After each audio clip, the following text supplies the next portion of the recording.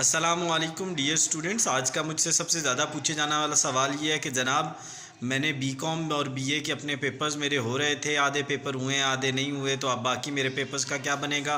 मैं कंफ्यूज हूँ, मेरा टाइम ज़ाया हो रहा है। देखें, अगर टाइम ज़ाया हो रहा है तो पूरे पाकिस्तान का हो रहा है, आपका अकेले नहीं हो रहा। ठीक हो गया है। तो एक चीज़ मैं आपको बता दूं, आपके पेपर जो हैं वो होने हैं और आपके पेपर्स जो हैं वो सेंटर्स में ही होने हैं। कोई ईटीए शीटीए नहीं होने वाला आपका एंड टर्म एग्ज़ाम। यार उसकी रीज़न, एक लॉजिकल रीज़न आपको मैं बता देता हूँ ना होने की। रीज़न ये है कि यूनिवर्सिटी आधे पेपर ईटीए और आधे पेपर वहाँ से लेगी, तो क्या स्टैंडर्ड सेट करेगी बच्चों को पास करने का।